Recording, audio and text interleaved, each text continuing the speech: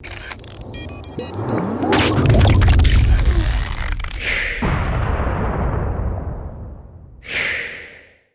what's going on, everyone? Vega here for SerpentX Tech, and as an update for you regarding the whole Dynex situation, you by now may have actually been notified or seen an announcement from the team regarding a vulnerability that has been since patched, as well as the bug bounty being paid to individuals or individual.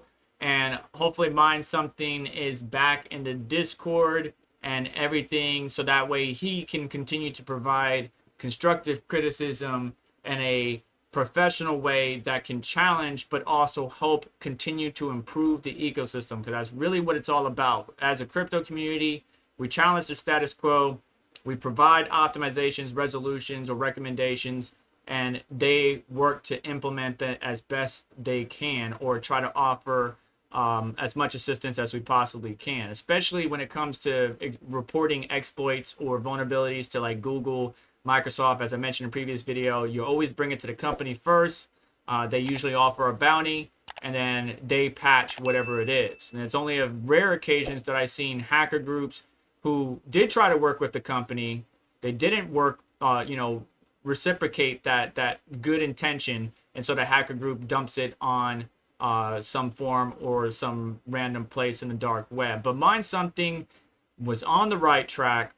It just needed a little bit more time and a little bit more information, a little bit more data. Now, their recent video did stir up some things. I just wish there was more evidence to back it up, as I mentioned in my previous video, and I thought it was premature, as I mentioned to them directly, because I have been in communication with them. But it still ended up kind of doing what we needed to, and they already provided an update on Twitter. If you don't follow them, go check them out there. I'll have links down in the description, because it was an ongoing investigation. And Dynex's update, I'll let you go check that out, or I'll have it linked in the description. But right now, the price is down to $1.03. As more people spread FUD, if I move out of your way here, listen to some of the FUD they spread here. Dynex devs are associated with Epstein's Isle.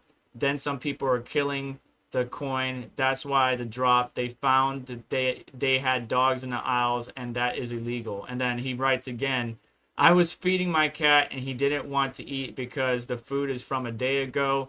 I'm very angry. Then I'm bearish. Dynex Gur. I'm not sure if my video kind of created that situation right there, but FUD is part of the game. It's part of the crypto game. People FUD to push the price down so they can buy in for cheap. Now let's focus on the vulnerability. I can't show you the vulnerability, but before Mind Something's video even came out, I've been working with a number of individuals, primarily Yeti, who has a strong technical background and can understand what I'm saying, and vice versa. So we're bouncing things off of each other. We're talking about it, about how we would implement such attack vectors. And long story short, it comes down to, I guess you could say, a memory spoof, right? Or memory, not exploit. And it's not at the levels we were thinking. Like, you may have heard in the news in the past, possibly, Spectre and Meltdown, right? The CPU exploits that has since been patched. We were thinking, at the CPU level.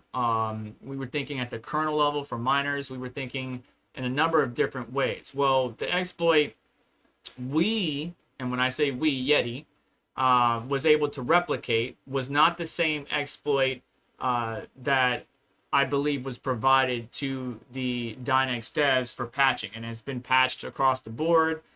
So anybody attempting to complete this vulnerability is just going to get banned. And even if they change their address or whatever, they're just going to get banned. So some of the hash rates of people weren't correct as far as Mind Something was trying to call out, right? So using this memory exploit, when you change that number, you're also increasing the chips. So a GPU that might only be running 300 and something chips is now running maybe 2,000 chips, and that's just an IE. That's not actual. And so obviously the hash rate's going to be increased. And the problem is then you have a discrepancy at the pool level, where the hash rate locally at the miner level is not the same at the pool level. And if there is a large discrepancy, you will get a soft suspend, because it's happened before where, for example, you've been mining for weeks and all of a sudden your miner cuts off. Now your hash rate in your local area is only 7 kilohash, but at the pool it was 24 kilohash. So there's a large discrepancy. You get a soft suspend until your miners kick back on, everything resets and levels out to a certain tolerance, then everything kicks back on, no problem. Well, this is like faking your hash rate at the miner, but also trying to prove to the pool this is your real hash rate. And looking at some of the information internally and logs that the public eye doesn't have, it almost seems that the people implementing this, if they did make anything extra off of it by spoofing the hash rate, it wasn't much, right? Because the hardware, even if that hash rate was being validated at the miner level and the pool level, the hardware and the chips weren't really being utilized, right? So the shares didn't match. And so they wouldn't have made as much Dynex as one would assume, jumping from 10 kilohash for their rigs up to 30 kilohash or 50 kilohash. So there's been some adjustments, some optimizations, and it's always a blessing when somebody does find a vulnerability, exploit, or a problem that they present it in a constructive way and, probably try to provide a resolution or solution or whatever they can, logs, data, to help the teams optimize and make the project that much better. And there's not too many crypto products that I know that will work with the crypto community at this level, right? 9 times out of 10, if somebody as knowledgeable as Yeti is going to be working on a project, if it was Litecoin or Ethereum, they might actually be brought into the fold and become an Ethereum dev. But this way is better because we have somebody like Yeti and myself that is not under one project or another, right? Our flag, it doesn't represent anybody. We are our own individuals.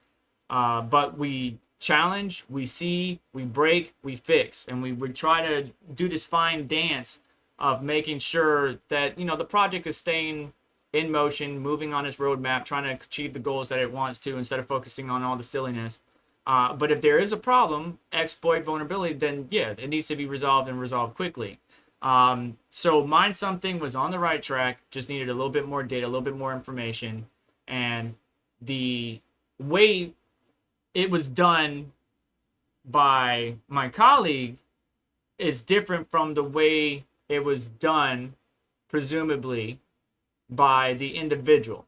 From my understanding, it wasn't as sophisticated, in my personal opinion, as I thought it would be. Again, at the kernel level, maybe the GPU architectural level, maybe modifying something else other than the miner, but instead it was at the application layer where this was done. But it was the individual sophisticated enough to identify where to look and what to implement or what to change. So that is pretty, kudos to them for being able to do that.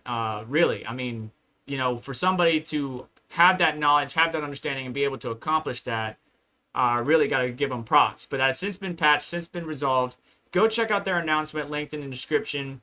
The community is constantly evolving and constantly shifting, and I know it can be a lot to keep up with. It's hard for me to keep up with it sometimes, but I just want to let you know that Mine Something, who's also going to be brought back into the Discord if they're not already by the time you're watching this, because he does provide constructive criticism and then kind of lights the fire that needs to be lit in order to get some changes done. So even though their actions didn't exactly produce the results they probably were hoping for, it still produced good results that's a positive not only for them but for the Dynex community. So if you see them in the Discord, don't be a jerk, don't be mean. We need people in the industry, both critics and people who are positive or want to talk about the project all the time.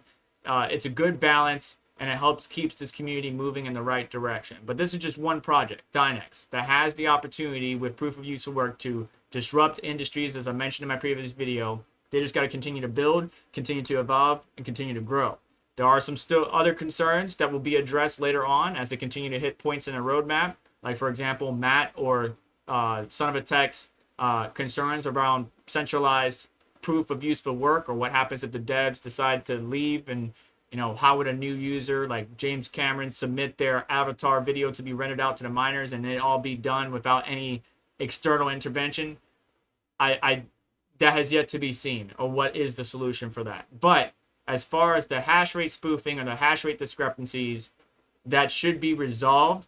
And if there's another way to bypass these patches or fixes, I am not aware of it. Whether it's somebody knowing how to mine with their CPU, which I've tested a number of different ways and tried to exploit it myself, or maybe there's another miner that we're not privy to, besides 1.0 miner and SRB miner, that somebody did customize because they had that knowledge. They're a miner dev. They updated the kernels, and they're able to get significant hash rate compared to the other miner dev programs and stuff like that. But either way, let me know your thoughts down in the comments below.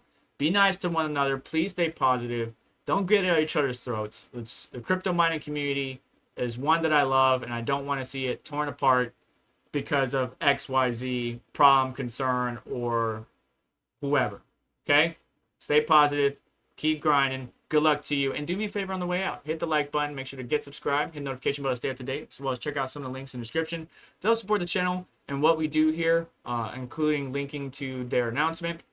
And I will catch you guys in the next one. Take care.